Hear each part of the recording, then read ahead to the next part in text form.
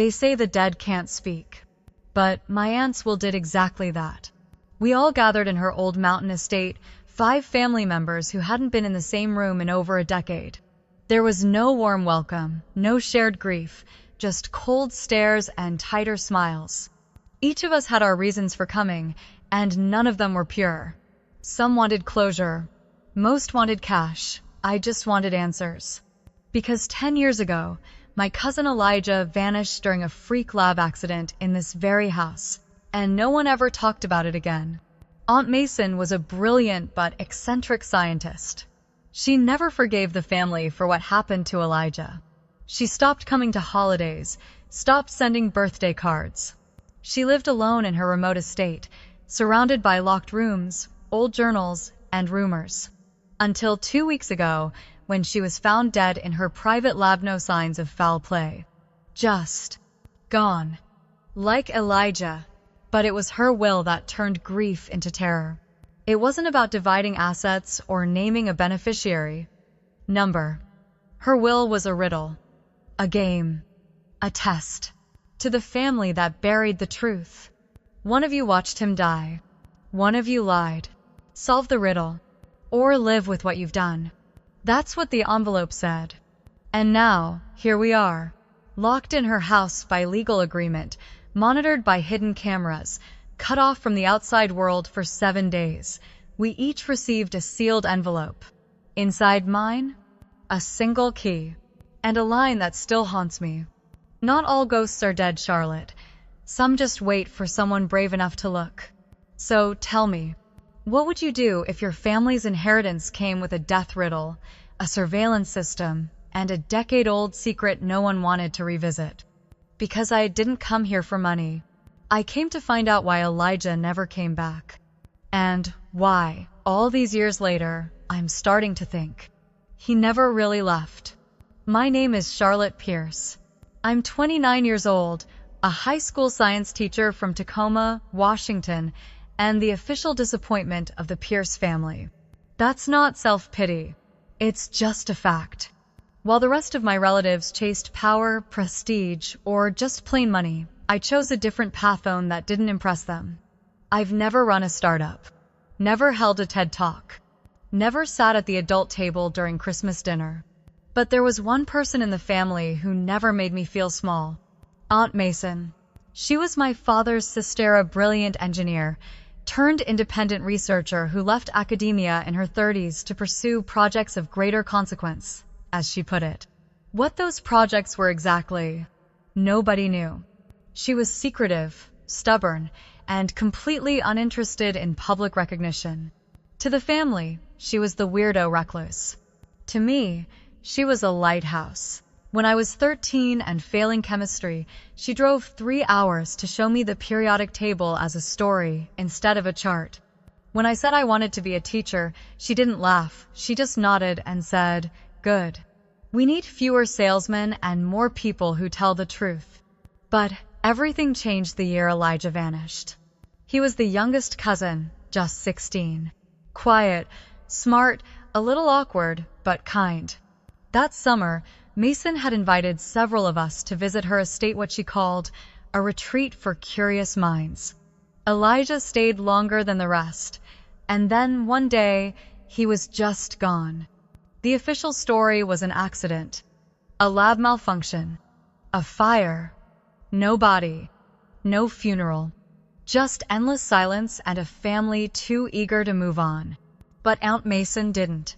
She locked the lab, fired her house staff, cut contact with nearly everyone. And for 10 years, she lived alone in that cold, looming house built into the side of a forested mountain just outside Seattle, rumored to be wired with every kind of surveillance known to man. No one was surprised when we heard she died. But we were shocked to learn she'd left behind a will with strange requirements, that all 5 of us, her closest living relatives, must return to her estate, surrender our phones, and remain on the premises for 7 full days. Failure to comply meant forfeiting any claim to her estate, which, judging by the headlines and the lawyers' tones, was substantial. So we showed up.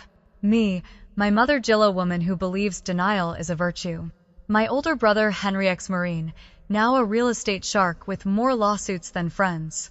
My cousin Gracia, socialite turned wellness influencer with a brand built on radical authenticity and filtered lies. And finally, Trevor, youngest cousin, barely 21, fresh out of rehab and already calculating his next move. We were strangers with the same last name. Now, we were trapped together in a place that remembered everything we tried to forget. The estate hadn't changed. High iron gates. Twisting gravel driveway.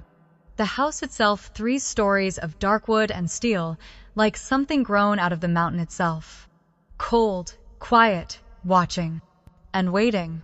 Whatever secrets Aunt Mason buried in these walls, they weren't going to stay buried much longer. The envelopes were waiting for us on the dining table. Each one bore our name in Aunt Mason's precise handwriting black ink, capital letters, no flourish. Beside them sat 5 old-fashioned brass keys and a small wooden box sealed with red wax. No instructions. No lawyer. No welcome. Just a silence so heavy. It felt intentional. We opened them at the same time.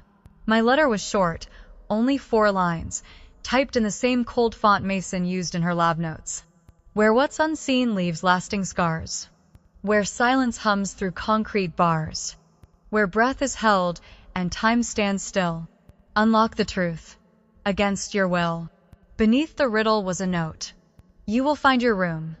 The key fits only one. I looked up. Everyone else was staring at their paper too, their expressions unreadable except Trevor, who immediately laughed and said, "Okay, this is officially some Saw-level SHT." Grace rolled her eyes but said nothing. Henry muttered, "Jesus, Mason, and Mom." She just folded the paper slowly, like she was sealing away something fragile. We wandered the house together for the next hour, trying each door until our individual keys clicked. My room was on the 2nd floor in old guest suite turned minimalist cell. 1 bed, 1 desk, 1 camera mounted in the corner, its red light blinking steadily like a heartbeat. The message was clear. Privacy was optional. The real tension began that evening. We met in the library, an enormous room filled with dusty volumes, locked cabinets, and a stone fireplace that hadn't been lit in years. Grace, of course, lit a candle and called it ambience. Trevor rifled through books like he was expecting one to burst open with cash. Henry tried to take charge. "Okay," he said, "we need to work together. Just solve the riddle, get the money, and get out." That was the moment I knew cooperation was already dead, because no one here trusted anyone else. Grace started pushing the theory that concrete bars meant the old wine cellar sealed off years ago. Trevor argued for the sub-basement where Mason kept her old lab. Mom insisted it had to do with the panic room Mason built after Elijah vanished. And Henry, he just kept looking at me.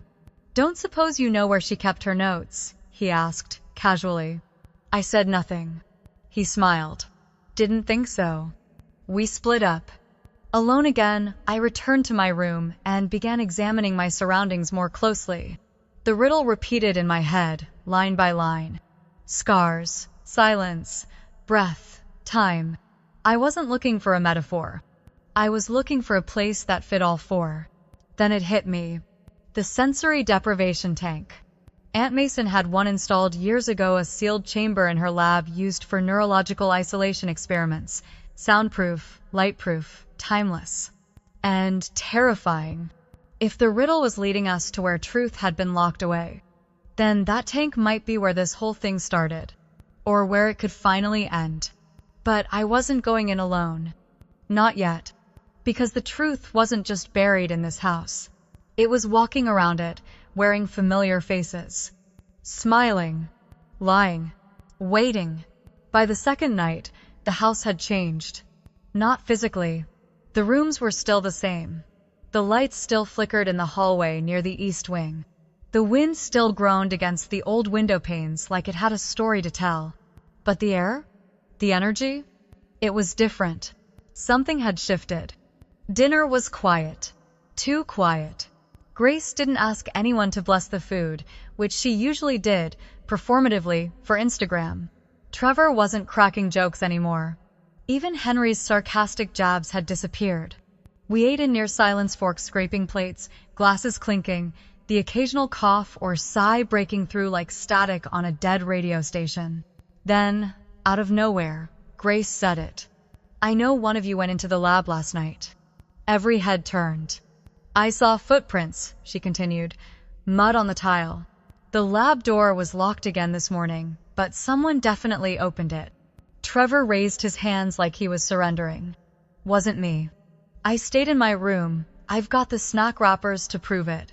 Mom glanced around the table, her eyes glassy, distant. Why would any of us go in there? We agreed not to until we had more information. "No," Henry said. "You suggested that."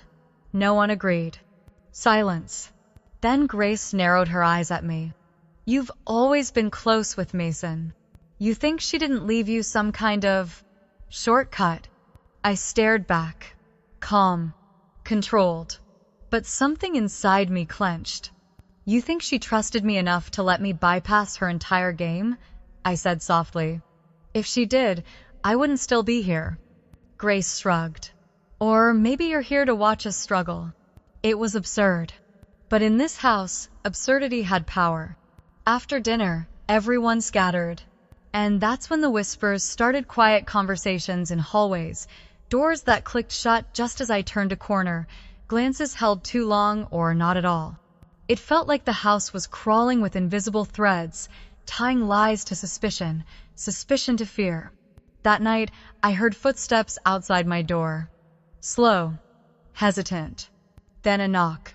I opened it to find Henry standing there, arms crossed. "You sleep light?" I nodded. "Good. I think someone's trying to rig the locks." He didn't wait for permission.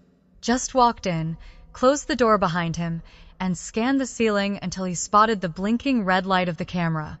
Then he whispered, "There's more than one surveillance system in this house." I frowned. "You're sure?" "I heard a different clicking sound in the West Hall last night. Not the cameras Mason installed, something newer." I didn't ask how he knew that. He used to do private security overseas. The kind that doesn't show up on resumes. "If someone's watching us," he said, "it's not just her setup." Someone else added something.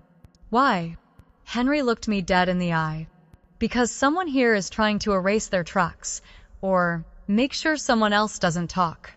And that's when I realized. This wasn't just a puzzle anymore. This was a trap. And someone in this house had been preparing for it, long before we ever arrived. I didn't sleep that night. Every creak of the house felt intentional. Every flicker of the light outside my door made me flinch. Somewhere in the thick, suffocating silence, I felt something wasn't just hidden here. It was waiting to be found. At sunrise, while the rest of the house remained still, I made my way toward Aunt Mason's old study. I remembered the room, well, dark mahogany shelves, an antique roll-top desk, a wall safe no one had ever been able to crack. But it wasn't the desk I was interested in. It was the music box. Aunt Mason had kept it on a shelf beside her volumes on acoustics and resonance theory. As a kid, I was fascinated by the way it played only when held at the right angle, something about the internal mechanism responding to pressure. I lifted it carefully and turned it upside down. It rattled. Inside, wedged between the brass gears, was a tiny voice recorderno label, no timestamp, just a strip of black electrical tape across the back. I pressed play. What I heard stopped my breath cold. "If you're listening to this, then I guess she finally let you back in." It was Elijah's voice. Quieter than I remembered. Older, maybe. Frayed at the edges like someone who hadn't slept well in weeks. "I don't know who you are, but I hope it's Charlotte." I sat down, knees suddenly weak. "I don't have long. Mason says she's working on something, some way to expose them, but if anything happens to me, you need to know the truth." I didn't run away. WW. They told everyone I panicked and triggered the experiment too soon. That I overloaded the system. That I caused the fire, but I didn't. I was locked in. There was a pause. Then I heard them arguing. Grace and your mom. They were shouting about who was going to take the blame, what they were going to tell Mason, what the family would say if they found out what really happened. Charlotte, they left me down there. His voice cracked just once. Mason found me hours later. I'd passed out from the smoke. My lungs still burn, even now. But what hurt more was hearing her sob when she realized no one had come looking. I felt my chest tighten, my vision blurred. Elijah wasn't just missing. He'd been erased. Mason's trying to protect me. She told everyone I left. Said I wanted to disappear. But I think she always hoped you'd come back. Because you were the only one who didn't lie. And 10. The recording ended with a long silence. And then, if you're hearing this, Charlotte, it means she believed in you. I sat there, staring at the recorder in my hand, as a single thought echoed in my mind, sharp, cold, undeniable. Elijah had never left. He'd been hidden, forgotten, buried under a family's collective silence. And someone in this house had wanted it that way. I knew what I had to do. Not just for Elijah, not just for Mason, but for every lie that had been layered on top of the truth for 10 years. It was time to peel them back, one voice at a time. The second riddle arrived without warning. It wasn't hidden in a drawer or tucked behind a painting this time. It was slipped under our bedroom doors, sometime between midnight and dawn, on sheets of aged paper that smelled faintly of old ink and cedarwood. My sheet bore only 3 linnies, each one sharper than the last. The place where trust was first betrayed. The hour when no one came. Go back and see who watched. No signature, no seal, no instructions. Just that. I read it 3 times before I felt it, a heaviness in my chest I hadn't known I'd been carrying for years. And suddenly, I wasn't in my room anymore. I was 13 again, standing at the edge of the old sublevel stairwell, watching my mother pull the latch shut. Grace beside her, arms crossed, jaw clenched. "You didn't see anything, Charlotte?" she said then, voice tight. But I had. I'd seen Elijah's fingers slip between the gap as the door closed. I'd heard his voice, panicked, faint, calling for someone. And I'd walked away. Because my mother told me to. Now, 10 years later, the riddle was telling me to go back to that moment, to that place. When I entered the hallway to the sublevel, I wasn't surprised to find I wasn't alone. Grace was already there, staring at the door, riddle in hand. She didn't speak right away, neither did I. But when our eyes met, something shifted. "I thought I imagined it," she said quietly. "What?" "That night. The way you looked at me, like you knew what we were doing was wrong." "I did know." She blinked. "Once. Twice. I didn't think he'd get hurt," she whispered. "I thought we were just scaring him, teaching him a lesson." My stomach turned. For what? For being smarter than the rest of us. For making Mason proud. For not needing anyone's approval. I didn't respond. I couldn't. Instead, I reached forward and turned the old latch. The door groaned open. The sublevel was darker than I remembered. Dust-coated, everything like time had frozen. Shelves of old lab equipment, rusted pipes, faded blueprints on the wall. And in the far corner, barely visible in the beam of my flashlight, was a chalk outline. Faint, smudged by years, but still there. Aunt Mason had drawn it herself, I realized. A reminder. A confession. Beside it, fixed to the concrete with weathered tape, was a small, cracked mirror. And written across it in red permanent marker, "Who did you become to survive this lie?" I stared at my reflection. Not as I am now, but as I was then. The girl who walked away. The girl who didn't scream. The girl who obeyed, because silence was safer than the truth. Behind me, I heard Grace begin to cry, not loudly, not theatrically. Just quiet, broken sobs. Like something inside her had finally stopped pretending. We stayed there a long time. Not speaking. Not moving. Just standing in the cold, fluorescent shadows of a moment that never really ended. Because guilt doesn't age. It just waits. I found the hard drive in the place I should have looked first: Aunt Mason's piano bench. She hadn't played in years, not since Elijah disappeared. But she kept it perfectly tuned, polished, like a part of her that hadn't given up. Like hope, frozen in wood and wire. Beneath the seat cushion, taped to the underside with surgical precision, was a silver SSD. No label, just a sticky note with 2 words. For Charlotte. I didn't show anyone. Not yet. Instead, I brought it upstairs to Mason's study and plugged it into her old desktop, still humming, still encrypted, but built by her, which meant I knew how to open it. The folder was called Redemption. Inside, one video file, dated exactly 10 years ago, 1 week after Elijah's so-called accident. I pressed play. At first, all I saw was static. Then the image sharpened. A timestamp appeared. 2:14 a.m. The angle was high, from a corner camera in the sublevel hallway. I saw them. My mother, Grace, and Elijah. He looked scared, barefoot, holding a blanket, clearly pulled from bed. "I don't want to do this," he said. "It's not ready." Grace stepped forward. "It's a simulation, Elijah. It's not dangerous." As a powered, Mason said the sensors aren't calibrated yet. My mother's voice, calm, clipped. "Then consider this calibration." Eli hesitated. And then came the worst part. He turned to look down the hallway toward the camera. Toward me. Because I remembered this moment. I'd been standing right there. And I had turned around. The footage jumped.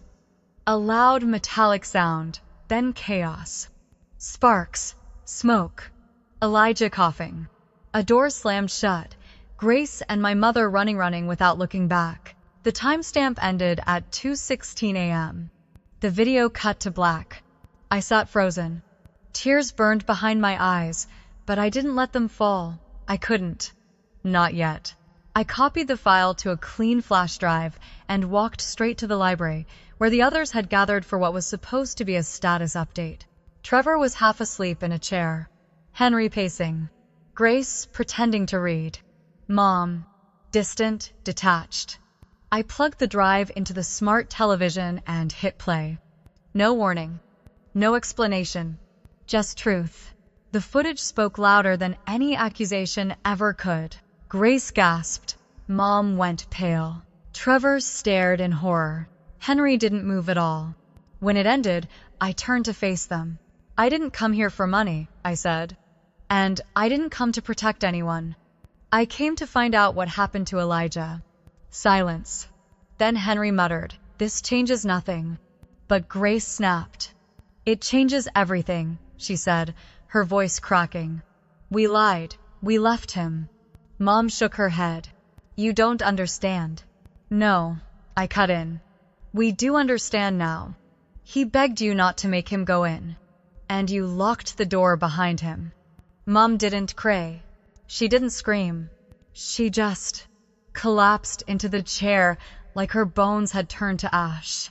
For the first time, the lie didn't have the strength to stand. And in that moment, I realized something.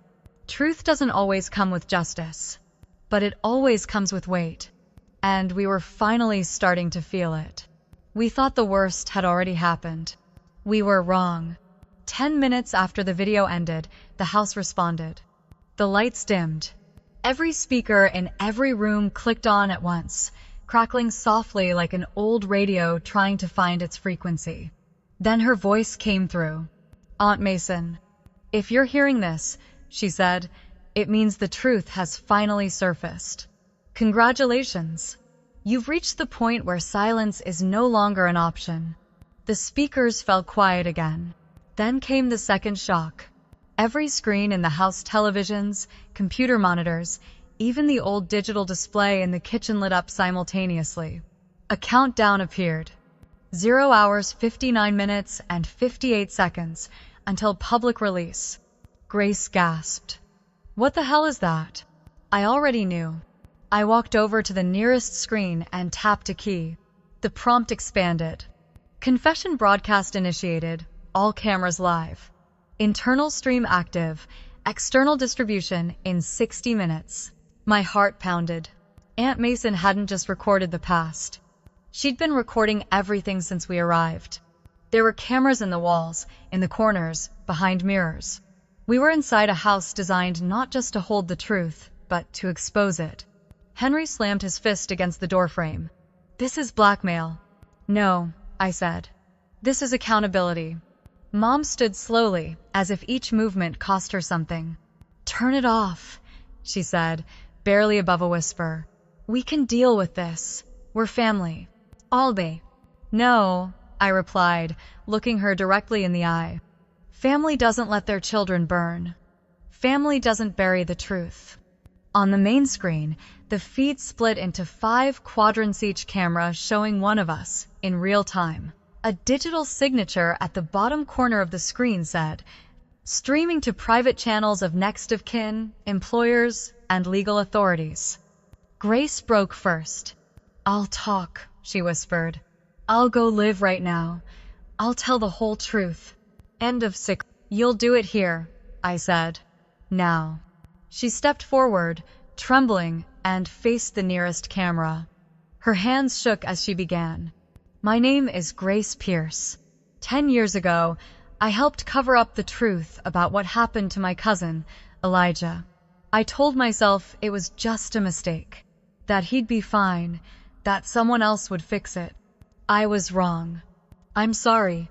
There was a long silence. Then Trevor stepped forward. I didn't know, he said, but I believed the lie. I repeated it. I mocked Elijah when no one was around. I didn't think it mattered. He looked at the camera, his voice low. It did. Even Henry Stoic, stone-faced, muttered something about not asking questions and just trying to keep the peace. And then there was Mom. She didn't speak. She just stared at the screen as the countdown ticked past 0 hours, 47 minutes, and 23 seconds. Then slowly, she turned toward the largest camera in the library, light blinking steadily. I failed him, she said. Her voice didn't shake. It cracked once, and then fell silent. I failed all of you. And she walked out of the room. No apology. No justification. Just that. One sentence. One truth. The weight of a decade. Finally spoken aloud. We gathered in the library again, not because we wanted to, but because we had to. The screens had stopped counting down. The live stream was no longer active. But a new message had appeared on the largest screen, written in Aunt Mason's signature font, sharp, deliberate, unmistakably hers. This is the part where most people expect a reward. If you're still here, still watching, then you've passed the first test. But inheritance, like truth, should never come without consequences. The lights dimmed, and the video began. It wasn't a legal recording or some pre-written document read by a lawyer in a suit. It was her Aunt Mason sitting at her piano, wearing one of her old flannel shirts, hair pulled back, looking directly into the lens with eyes that had always seen more than anyone gave her credit for. To those still in my house, she said, I left you the first riddle to see if you could think. I left you the second to see if you could feel.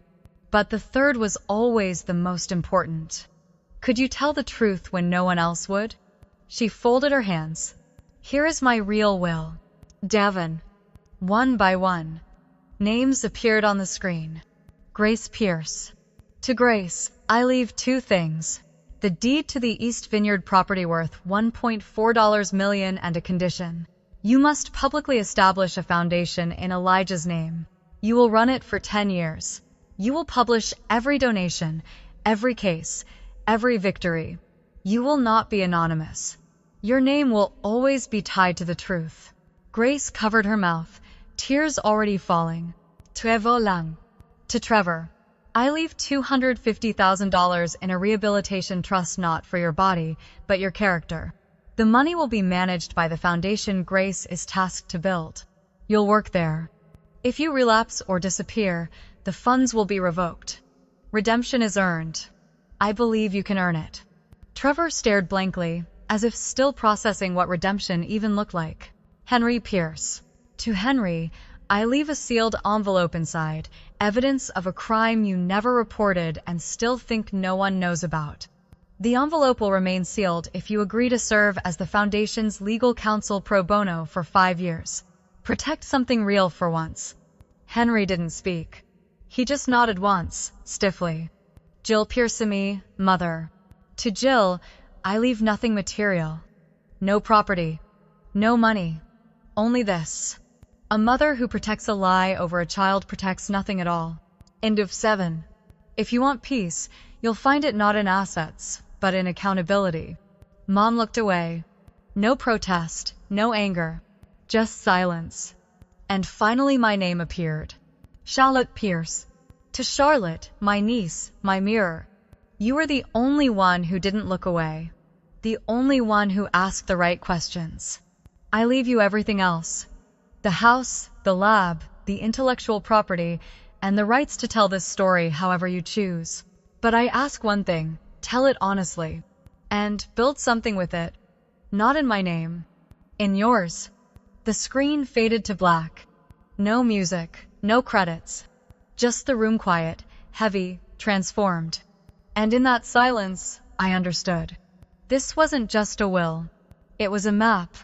And I had just been handed the compass. We didn't leave the house the same way we entered it. Some walked out lighter.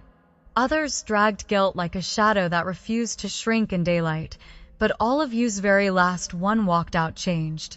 The first shift came quietly, almost imperceptibly, in the way Grace began answering phone calls with her own name again. No longer Grace Marie, the curated influencer persona, just Grace. She cut ties with her branding team, deleted her polished apology post, and began working full-time on the Elijah Pierce Foundation. The first child they helped was a 14-year-old boy expelled from school over a false assault accusation. Grace sat with his mother during the hearing. She didn't post a photo. She didn't tweet a quote. She just listened. And when the boy was cleared, she cried. Not for herself. For him. Trevor surprised everyone. He moved into the small guest house on the edge of the vineyard Mason left to Grace. No parties. No guests. Just a garden, a journal, and a standing appointment with a therapist who specialized in inherited trauma. He started volunteering at a youth shelter twice a week, helping kids sort out what it meant to be angry and still good. When asked why, he only said, because Elijah never got to be angry out loud. Henry kept his word. He served as the Foundation's legal counsel, pro bono. Showed up every Monday morning in a pressed shirt and tie, his usual arrogance muted, almost thoughtful. At first, he barely spoke in meetings, but eventually, he began to challenge the right things: unjust contracts, flawed statutes, systemic silence. He once told me, I spent a decade protecting a lie. Maybe the next one should be the truth. Even my mother changed. She moved into an assisted living facility not far from the city. Not because she had to, but because, in her words, I need to be somewhere I can't run anymore. She started writing letters. Not to us. To families she'd wronged. Women she'd shamed. Teachers she'd lied to. 1 letter a week. Each one beginning the same way. I am not asking for forgiveness. I'm asking you to know that I remember. And me? I stayed. I kept the house. Not because I needed it, but because it needed someone to live in it without lies. The lab was converted into a research space and trauma archive. We named it the Mason Room. I wrote everything down. The story, the riddles, the silence, the voices, the ways we betrayed each other, and the way we clawed our way back. Not for content, not for clicks, but for the next girl sitting alone at a family dinner, doubting her memory because everyone told her the past was misunderstood. She deserved better. Elijah deserved better. And so do we. Because healing doesn't happen all at once. It's a slow, brutal, beautiful unraveling. It's picking up pieces not to rebuild what was, but to shape what should be. That house is no longer haunted. It's lived in. And every creak in the floorboards? Now it just sounds like forgiveness learning how to walk. 2 months after the house was settled, after the foundation was launched, and the silence began to feel less like a burden and more like peace, I received a letter. Not an email, not a certified document. A letter. Handwritten. Mailed with a faded stamp. Postmarked from Oregon. Inside was a single line. If the truth still matters to you, meet me where the snow first touched the piano. There was no signature, but I knew who it was. Elijah. Or someone who had known him better than any of us. The phrase "where the snow first touched the piano" was something he and I used to say as kids. It referred to the overlook cabin Mason used to rent in Mount Hood, the place she took us one winter when we were barely old enough to button our own coats. We'd sat at the old upright piano in the living room and played the same broken tune over and over until the first snow began to fall, and Mason called us outside to watch it collect on the keys. It was a memory I hadn't thought about in years, and suddenly I couldn't stop thinking about it. So I went. I didn't tell anyone. I just packed a small bag, left a note on the kitchen table, and drove 8 hours in near silence, me hands tightening on the wheel every time doubt crept in. But when I arrived, the cabin was still there. A little more weathered. A little more forgotten. But standing. I stepped inside, breath fogging in the cold. And on the piano, exactly where the snow had once landed, sat a small black journal. With my name on it, I opened it with trembling fingers. The first page read, "If you're reading this, it means you didn't stop digging. And you didn't let them bury me twice." The journal wasn't from Elijah. It was from Mason. 37 pages, all written in the final months of her life. Confessions. Maps. Receipts. Recordings. But most importantly, truths we'd never been ready to hear. One entry stood out. I told everyone Elijah was gone, that he had left, but that wasn't the truth, not the full truth. He stayed with me. He lived quietly, off the grid for almost 3 years. Until the guilt swallowed him. My heart froze. He wasn't dead when they buried the story, but he was dying. Slowly. From the weight of knowing he'd been sacrificed for their reputations. He tried to heal, but some wounds don't stitch. The night he disappeared for real, he left me this journal and said, "Give it to Charlotte. She'll know what to do with it." I sat there, hands shaking, snow falling quietly outside the window, covering the ground in stillness. Elijah had survived. For a while. Long enough to know the difference between silence and survival. Long enough to trust someone with the truth. Long enough to believe in me. And now, I was holding the last piece of him. Not a ghost. Not a riddle. A voice. Still speaking. Still asking, "Will you let the world forget me again?" I closed the journal. Number. I won't. Here's what I've learned. Truth isn't loud. It doesn't kick down the door or scream to be heard. It doesn't demand attention or force itself into the room. Truth waits. It waits in silence, in corners, in forgotten journals and broken memories. It waits for someone brave enough to stop protecting comfort and start protecting what's real. For years, my family built an entire world on convenience. We didn't just lie to each other. We lied for each other. We lied to survive dinners, birthdays, holidays. We told ourselves that preserving the image of family was more important than confronting what broke it. And for a while, it worked. We kept the peace. We avoided the hard conversations. We moved on. But there's a price to pretending. It doesn't always come right away. Sometimes it takes 10 years. Sometimes it takes a recording. Sometimes it takes someone you love, disappearing in more ways than one. And when the price arrives, it doesn't just knock. It remembers. Here's the part you might not want to hear. You don't need to be a villain to do harm. You just need to stay silent when you know better. You just need to look the other way when someone is being erased. You just need to prioritize your own comfort over someone else's truth. I wish I could tell you this story has a clean ending, that everyone made peace, that no one regrets anything anymore. But that's not how healing works. Healing is messy. It's layered. It stings. It makes you question who you were, who you are, and who you might still become. But it's worth it. Because every family has its myths. Its golden child. Its scapegoat. Its unspoken rules. Its buried chapters. But myths only survive when no one asks questions. You don't need to destroy your family to tell the truth. But you do need to risk being misunderstood. You need to risk being the only one who sees clearly. You need to risk choosing pain now, to avoid destruction later. And that's what I did. Not because I'm brave, but because Elijah asked me to. Because someone has to say the quiet part out loud. So, here's my question for you, if you're still listening. What lie have you been protecting? What story have you been repeating about yourself, about your family, about the past that's never really sat right? And more importantly, what would change if you stopped saying it? The truth is hard, but it's not cruel. It doesn't ask you to burn bridges. It just asks you to stop building them over quicksand, because one day, the foundation will give out. And when it does, I hope you're standing somewhere solid,